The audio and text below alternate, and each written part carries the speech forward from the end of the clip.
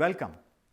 I am Naveen Agarwal and I help medical companies build safe products through a quality system that is agile, fully compliant with all global regulatory requirements, and focused on the needs of patients and customers. I have created this video as a resource for you. My goal is not just to bring you updates or make you aware of what is going on in the industry, but also offer you deep insights based on years of experience. So call me or email me with your questions and let me know how I can help you.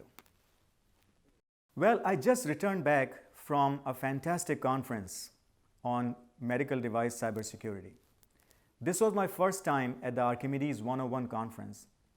Of course, the city of New Orleans is a great location with great music and food. I had a great time listening to fantastic presentations and also a lot of conversations on the side. Very good networking opportunity as well. In this video, I'm going to give you a quick update on all the activities going on at the FDA about cybersecurity of medical devices. At the conference, I had an opportunity to hear from Dr. Suzanne Schwartz, who is the Deputy Director at the FDA CDRH. There is so much going on in the world of cybersecurity, but in many ways, this is still like the wild, wild west. People are trying to figure out what rules to make, how to keep medical devices safe. And Dr. Schwartz talked about the effort that she has been spearheading at the center. The most important update is about the Premarket Guidance that FDA came out with in October of 2018. And Dr. Suzanne Schwartz addressed the topic that's on everyone's mind right away by saying that there's a fair amount of restructuring going on in this Premarket Guidance. FDA came out with this draft guidance first in October of 2018, and immediately there were a lot of comments and discussion. To FDA's credit, they kept it open for a long period of time until March of 2019, and there were two main areas of concerns. And on both of those, Dr. Schwartz reported that FDA is pulling back from their initial proposal. The first item is to go back to an SBOM, which is a software bill of materials, instead of a CBOM, which is a cybersecurity bill of materials as proposed initially. The CBOM required both hardware and software components to be included, whereas an SBOM will only be software components. The second item was about a tiered risk structure for cybersecurity risks. And there was a lot of confusion because people immediately said it confuses with Class 1, Class 2, Class 3 classification system for medical devices. And again, Dr. Schwartz reported that FDA is going to pull back from that and propose a different classification system for cybersecurity risks. In terms of timing, she shared that their goal is to target the first half of 2020 for a revised draft. But nothing is going to be finalized pretty much until next year because this happens to be an election year and there's a lot of changes that can happen at the FDA. Her advice to manufacturers is to engage FDA early on in the pre-sub process if you want to get clarity on what FDA would expect from you in your pre-market submissions. Cybersecurity of medical devices is a global concern. So the regulatory bodies all across the world are developing their own guidances. Dr. Schwartz mentioned that there's a need to harmonize all these efforts, and she talked about the work she is doing with the IMDRF. IMDRF stands for International Medical Device Regulators Forum, and it's a group of volunteer regulators across the world who get together, try to figure out a harmonized way of developing requirements and recommendations. In October of 2019, IMDRF issued a draft guidance on cybersecurity. The comments period on that guidance is now closed. Dr. Schwartz mentioned that it's in the final phases of review. The important thing to keep in mind is that IMDRF guidance takes a life cycle product approach to risk management from a cybersecurity point of view. And that's very consistent with what ISO 14971, the international standard for risk management, requires. This is a trend moving forward that people are going to be looking at cybersecurity not in isolation, but as an overall product lifecycle risk management issue. The second thing to think about is that AMI TIR 57 is a key document that is being referenced in both FDA guidance and IMDRF guidance. That also talks about how to manage the risk of cybersecurity within the context of the safety risks that we are all used to monitoring and mitigating. Getting into a more technical area, Dr. Schwartz talked about threat modeling and CVSS. Threat modeling is a systematic approach to identifying and assessing threats from cybersecurity perspective, both for the medical device and the environment in which it operates. CVSS stands for Common Vulnerability Scoring System, and it ranges from 1 to 10, 10 being the highest risk. Several times in her remarks, Dr. Schwartz talked about CVSS as a clinical rubric to be used for medical devices.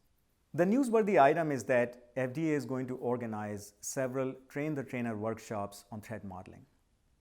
Threat modeling is a concept that's now being applied to medical device cybersecurity. If you want to learn more about threat modeling, I recommend you check out Adam Shostak and his website.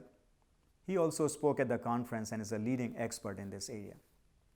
IMDRF guidance also talks about threat modeling, so we can expect to see more and more of this coming into relevance for medical devices. On CVSS, it was important to learn that FDA is thinking about this as an MDDT, which stands for Medical Device Development Tool. So this can be a tool that you can use to support safety and effectiveness data in your pre-market submissions. I have talked about CVSS before, and you can check out one of my full-length presentations on this channel where I talked about cybersecurity for medical devices as a whole and give example of how CVSS can be applied to medical devices. There are a couple of areas in which Dr. Schwartz acknowledged that just coming out with a guidance will not, quote, move the needle, unquote. To that effect, she shared that FDA is going to work on some legislative efforts. The first area is about SBOM that we talked about before. It's a software bill of materials. The second area will be around vulnerability disclosures.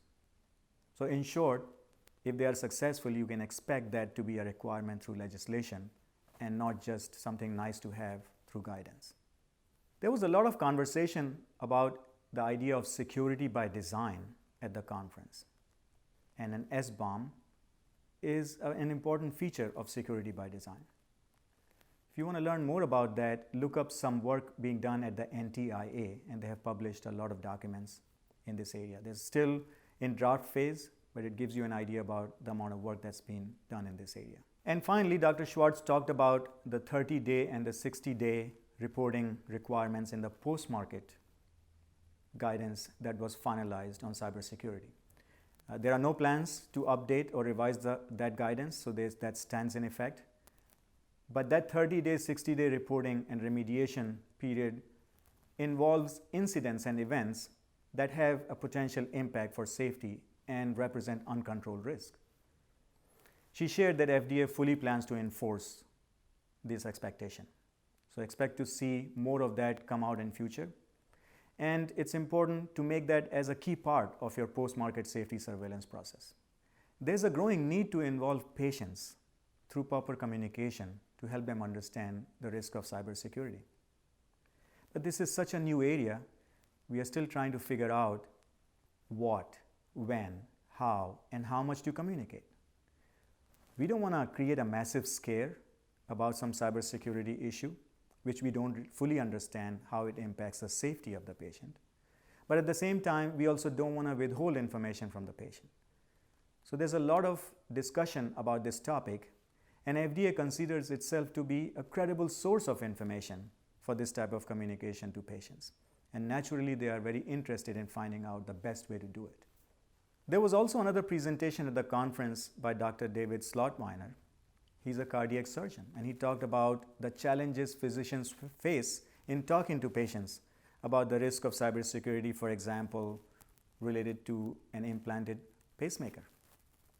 What to tell them, how to tell them, when to tell them, when doctors themselves may not have enough information. So he talked about a consent process before the treatment and what happens after through monitoring. But this still remains a very murky area. And there was a lot of conversation about the role of industry, for example.